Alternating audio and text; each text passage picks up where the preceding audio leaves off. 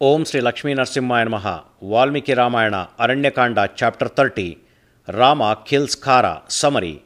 Rama and Khara exchange a haughty, wordy duel, and when the demon Khara charges at Rama, Rama eliminates him with his all-powerful arrow, and gods and sages shower flowery rain. Sita and Lakshmana return from their hiding cave, and Sita becomes very happy on seeing her victorious and indefeatable husband. Chapter 30 in detail. On smashing the mace with arrows, Raghava spoke this sentence to Khara, smiling him out of temper, without assaulting weaponless and flustering Khara, because Rama is the patron of virtue following the protocol of righteous war. So, this is all the strength of yours and your army that is displayed, and nothing more to display, is it? You, wretched demon, it is paltriest compared to my strength, yet you want allowed futilely. This mace of yours in which you repose your bombastic aplomb, now completely battered with my arrows, has gone onto the surface of earth, so also is your vanity. What that is said by you, I will dab the tears of demons whose kinfolk are dead here. Even this world of yours is a fake. In boasting, you are knavish, in character roguish, and in behavior gaulish. Such a demon as you are, I will take your life away as the divine eagle Garuda took away Ambrosia. Now my arrows will rip and chop off your throat, and then the earth will guzzle the blood gushed there from, garnished with froth and foam. You will go to the eternal sleep, embracing the earth as you embrace an ungainable lady. When both of your arms are knocked down to the slide on earth and limbs smeared with dirt, when you are in profound sleep, O notorious demon, this Dandaka forest becomes a shelter to the shelter-worthy sages and saints. When the strongholds of demons in your Janasthana are ruined with my arrows, the sages in this forest will move about everywhere fearlessly.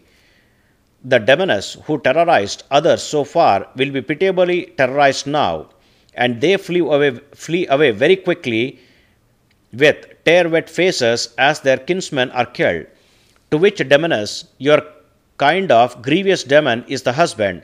They must have taken birth in a befittingly grievous family like that of yours, and must be well matched to you in grievous atrocities, and though they might not have tasted a grievous situation so far, since their lives have become meaningless, now they will become the enjoyers of the empathy of grief. You are atrocious in conduct because you countervail against Vedas, debased by conscience because you counteract to Vedic ritual, and you are countermanding Vedic procedures because you have always been bothersome to Brahmanas, and those Brahmanas, becoming skeptical of your deeds of hindrance, they are hesitatingly consigning oblations into ritual fire, which are to be swiftly dropped into fire to the chants of hymns and even on time. Hence, you are countervailing against Vedas and counteracting to the rituals and countermanding their procedures. Thus Rama spoke to Khara airfully. While Raghava is speaking that way with such an impetuosity in that forest, Khara started to intimidate him rancorously in a voice stridulous than braying. Priding yourself resolute, you are unfearing even in a fearful situation. Thereby you have indeed gone into the control of death, and for sure you are unmindful of what is speakable and what is not. Thus Khara started his tongue lashing. Such of those men on whom the lead of time verily closes in, they will not know what is to be done and what not, for all their six senses will be rendered insensible. Thus Khara intimidated Rama. Saying so to Rama, that night walker Khara, then knitting his brows tightly, saw everywhere for an assault weapon for use in that combat. And then he indeed found one not far away from him, namely a huge sala tree. He curled his lips in frown and started to extricate that sala tree, and that great mighty Khara, on forcefully uprooting the tree with both of hands, hurled it aiming at Rama, braying loudly and shouting at him, "You are dead." But that adventurous Rama, on shredding the tree which is swooping down with a torrent of arrows and deciding to eliminate that Khara in that war, evoked an unusual rancor, which rancor is equally an unusual facet of Rama. Rama, whose body is perspiring and whose eyes are acrimoniously bloodshot at ends, he utterly shredded Khara with 1,000 arrows in that war. Copious, forty blood gushed out from that gashes of arrows on that mountainous body of Khara, like the rapids on Mount Prasavana, and it overflowed on earth too. When Khara is tormented with arrows of Rama in that conflict, he is bedeviled, and with his blood stinking body, he quickly bolted towards that Rama alone.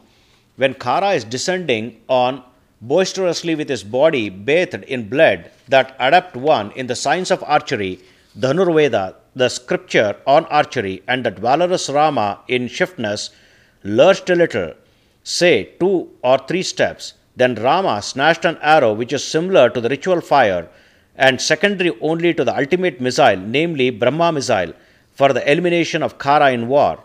That particular arrow is made available to Rama through sage Agastya by the king of gods, namely Indra, because Indra is a sensible one about the future course of events, and he is also prosperous in securing impossible weaponry. And now Rama fitted such an arrow on his bow and released it towards Khara. That formidable arrow is promptly released on Rama's stretching the bowstring up to his ear, bending down almost to a circularity, and which arrow is thunderous, violent, egress, like the thunder of a thunderbolt, and that has come and plunged in the chest of Khara. Khara fell down onto earth, and on being burnt by the radiation of that arrow, he is like Daman, Andhaka, who once was very completely burnt by Rudra in Sweta Aranya, the white forest. As with the fall of Daman, Vritha, or fall of Daman, Bala, who are eliminated by Indra with his thunderbolt, or as with the collapse of Daman, Namuchi, who is eliminated by the same Indra just with forth or foam, Khara too is brought down. In this meantime, gods gathering along with Karanas drummed celestial drums from all over and showered flowers on Rama from all over. And those gods and other celestials in their amazement said among themselves that in 1.5 hours, say 72 minutes, of this extreme crackdown, Rama with his sharp arrows has eradicated 14,000 guise-changing demons, including their chieftains Khara and Dushana. Ah, surprisingly is this great deed of Rama, that shrewd soul, what a valor, what a fortitude, really his valor and fortitude are like those of Vishnu. Thus saying that way, all of the gods have gone away as they have come. All the kingly sages and the elite sages, along with sage Agastya, who are incidentally came here to witness the victory of Rama, then, on foregathering near at Rama's, delightedly said this on adoring him. He, that great resplendent one, the controller of Daman Paka and the destroyer of enemies' cities, namely Indra, once came to the meritorious hermitage of sage Sharabhanga only for the purpose such as elimination of demons, for the purpose of eradicating these demons who are the evildoers by nature and the natural enemies to saintly people. You are led to this countryside by the great sage with an ideation. That which is the task of ours, it is accomplished by you, O son of Dashratha. Now that Dandaka is unimpeded, these great sages will be practicing the respective sacred devours in it. Thus the sages expressed their thanksgiving. In the meanwhile, the brave Lakshmana, exiting from the mountain cave, came along with Sita to that hermitage, and he is charmed at the victory of his brother Rama. And then that brave and victorious Rama too came towards the hermitage while great sages reverenced him, and he entered the hermitage while Lakshmana came forward to greet him. And Sita, on seeing her husband, the eliminator of enemies and accorder of happiness to sages, embraced her husband Rama, rejoicing. Janaka's daughter Sita, on seeing the hordes of demons eliminated, and even on observing her husband, is also not injured. She is all smiles for him, and smilingly she whose face is beaming with delight, that Sita, the daughter of Janaka, on seeing Rama, who has eliminated demonic troops and whom great sages are worshipping, again embraced him and became very happy.